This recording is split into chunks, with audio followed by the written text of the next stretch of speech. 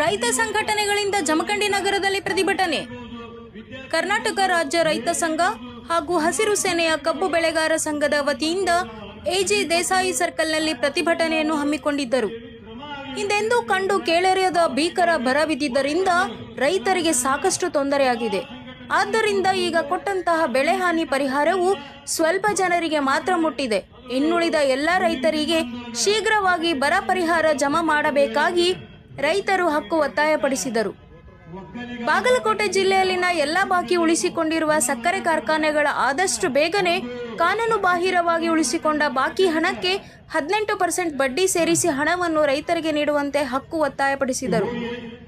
ವೆಂಕಟೇಶ್ವರ ಏತ ನೀರಾವರಿ ಯೋಜನೆ ಕುಲಹಳ್ಳಿ ಜೂನ್ ತಿಂಗಳಲ್ಲಿ ರೈತರ ಹೊಲಗಳಿಗೆ ನೀರು ಹರಿಸುವ ಕೆಲಸ ಪ್ರಾರಂಭವಾಗಬೇಕು ಎಂದು ರೈತರು ಪ್ರತಿಭಟನೆ ಮುಖಾಂತರ ಒತ್ತಾಯ ಮಾಡಿದರು.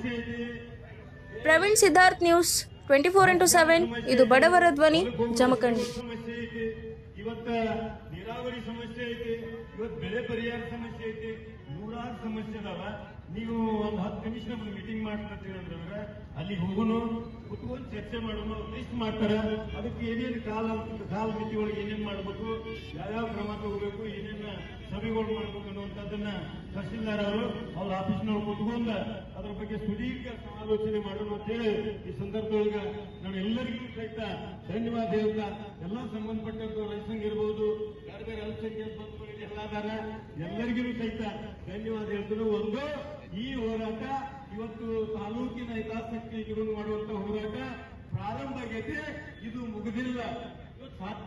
ನಮ್ಮ ಜಮಖಂಡಿ ಹಾಗೂ ಸುತ್ತಮುತ್ತಲ ಗ್ರಾಮಗಳಿಂದ ಬಂದಂತ ನಮ್ಮ ರೈತ ಮುಖಂಡರೇ, ಮಾಧ್ಯಮ ಮಿತ್ರರೇ, ತಹಸೀಲ್ದಾರ್ ಸಾಹೇಬರೇ, ಪೊಲೀಸ್ ಇಲಾಖೆಯ ಪೊಲೀಸ್ ಅಧಿಕಾರಿಗಳೇ, ಇವತ್ತಿನ ದಿವಸ ಕರ್ನಾಟಕ ರಾಜ್ಯ ರೈತ ಸಂಘ, ಹಸಿರು ಸೇನೆ, ಕಬ್ಬು ಬೆಳೆಗಾರ ಸಂಘ ಜಮಖಂಡಿ ಇವರು ದೇಸಾಯಿ ವೃತ್ತದಲ್ಲಿ ಹಮ್ಮಿಕೊಂಡಿರ್ತಕ್ಕಂಥ ಈ ಪ್ರತಿಭಟನೆಗೆ ಮಾನ್ಯ ವಿಭಾಗೀಯ ಅಧಿಕಾರಿಗಳು, ತಹಸೀಲ್ದಾರ್ ಸಾಹೇಬರು ಜಮಖಂಡಿ ಅವರಿಗೆ ಮಾನ್ಯರೇ, ಹಿಂದೆಂದೂ ಕಂಡ ಕೇಳಿದಂತಹ ಭೀಕರ ಬರಗಾಲ ಬಿದ್ದುದರಿಂದ ರೈತರಿಗೆ ಸಾಕಷ್ಟು ತೊಂದರೆಯಾಗಿದ್ದರಿಂದ ಈಗ ಕೊಟ್ಟಂತಹ ಬೆಳೆ ಹಾನಿ ಪರಿಹಾರ ಸ್ವಲ್ಪ ಜನರಿಗೆ ಮಾತ್ರ ಮುಟ್ಟಿದೆ.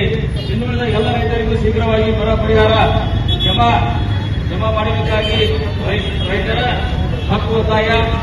ಪಾಲ್ಗೊಳ್ಳುವಿಕೆಯಿಂದ ಎಲ್ಲ ಬಾಕಿ ಉಳಿಸಿಕೊಂಡಿರ್ತಕ್ಕಂಥ ಸಕ್ಕರೆ ಕಾರ್ಖಾನೆಗಳು ಆದಷ್ಟು ಬೇಗನೆ ಕಾನೂನು ಬಾಹಿರವಾಗಿ ಉಳಿಸಿಕೊಂಡಿರ್ತಕ್ಕಂಥ ಬಾಕಿ ಹಣವನ್ನು ಬಡ್ಡಿ ಸಮೇತ ಕೊಡಬೇಕೆಂದು ರೈತರ ಹಕ್ಕು ಒತ್ತಾಯ.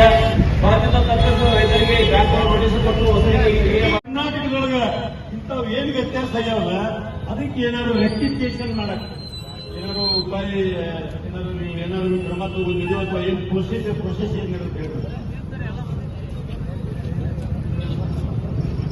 ಆಮೇಲೆ ವೆಂಕಟೇಶ್ವರ ಏನ್ ನೀರಾವರಿ ತ್ವರಿತವಾಗಿ ಅದು ಅನುಷ್ಠಾನ ಆಗಬೇಕು. ಅನುಷ್ಠಾನ ಅಲ್ಲ, ಅದು ಕಾರ್ಯಕ್ರಮ ಅದು ಚಾಲು ಮಾಡಬೇಕು. ಯಾರಿಗೆ ನೀರು ಹರಿಸುವಂತ ಕೆಲಸ ವೆಂಕಟೇಶ್ವರ ನೀರಾವರಿಯಿಂದ ಆಗಬೇಕು. ಆಮೇಲೆ ಮದಕಂಡಿ 300 ಅದೊಂದು ನೀರಾವರಿ, ಅದ್ರ ಬಗ್ಗೆ ಒಮ್ಮೆ ನೀರಾವರಿ ಸಲುವಾಗಿ ಎಲ್ಲಾ ಅಧಿಕಾರಿಗಳು ಕರ್ಸ್ತಾರೆ, ನಾವು ಬರ್ತೀವಿ. ಏನ್ ಟೆಕ್ನಿಕಲ್ ಸಮಸ್ಯೆ ಐತಿ ಅದ 300 ನೀರಾವರಿ, ಒಟ್ಟು ಸಮಗ್ರ ತಾಲೂಕಿನ ಎಲ್ಲಾ ನೀರಾವರಿ ಯೋಜನೆಗಳು ಗಲಗಲಿಗೆ ಬುದ್ಧಿ ಒಂದೇ ತುರ್ಚಿ ಹೌದಿಲ್ಲ, ಕಾಲಟ್ಟಿ ಒಂದೈತಿ. ಇಡೀ ನಮ್ಮ ಏನು ಈ ಅಚ್ಚುಕಟ್ಟು ಪ್ರದೇಶಗಳಿಗೆ ಏನ್ ಬರ್ತಾವಲ್ಲ, ಎಲ್ಲಾ ನೀರಾವರಿ ಯೋಜನೆಗಳು ಯಾವ ಹಂತದೊಳಗವ ಅವನ್ನ ಕಾಲಮಿತಿ ಒಳಗೆ ಮುಗಿಸಕ್ಕೆ ಸರ್ಕಾರ ಮಟ್ಟದಲ್ಲಿ ನಿರ್ಧಾರ ಆಗಬೇಕು. ಒಂದು ಬೆಳೆ ಸಾಲ ಇದನ್ನಾಗಬೇಕು, ಆನಂತರ ಕೆಪಿಟಿಸಿಯಲ್ಲಿಂದ ಶೀಘ್ರ ಟಿಸಿ ಕೊಡುವಂಥದ್ದು. 4ನೇದು ವೆಂಕಟೇಶ್ವರ ಏತ ನೀರಾವರಿ. ಸೊ ಈ ಏನು 3 ಇಲಾಖೆಗೆ ಸಂಬಂಧಪಟ್ಟಿದೆ. ಇದನ್ನು ನಾನು ಖಂಡಿತ ಕರೆದು ನಿಮ್ಮ ರೈತರ ಸಮ್ಮುಖದಲ್ಲಿ ಒಂದು ಆದಷ್ಟು ಬೇಗ ಮೀಟಿಂಗ್ ಅನ್ನು ಮಾಡಿ, ಇದು ಕೂಡ 3 ಇಲಾಖೆಗಳ ಸಹಯೋಗದೊಂದಿಗೆ ಸರ್ಕಾರ ಮಟ್ಟದಲ್ಲಿ ಒಂದು ಯೋಜನೆ ಆಗಿರುತ್ತದೆ. ಸೊ ಆ ನಿಟ್ಟಿನಲ್ಲಿ ಆ ಯೋಜನೆಗಳನ್ನು ಮತ್ತೆ ಕಾರ್ಯ ರೂಪಕ್ಕೆ ತರಲಿಕ್ಕೆ ಸರ್ಕಾರದ ನಮ್ಮ ಕೊಡ್ತೀವಿ. ಬಟ್ ಮೇಲಿನ 2 ವಿಷಯಗಳು ನಮ್ಮ ಹಂತದಲ್ಲಿ ಬಗೆಹರಿಯೋದ್ರಿಂದ ನಾವು ಆದಷ್ಟು ಬೇಗ 2 ವಿಷಯಗಳ ಕುರಿತು ನಾವು ಕ್ರಮ ತೆಗೆದುಕೊಂತ ಎಲ್ಲರಿಗೂ ಧನ್ಯವಾದಗಳು. ನಾವು ದಾರಿಯನ್ನು ಮಾಡಿಕೊಡ್ಬೇಕು.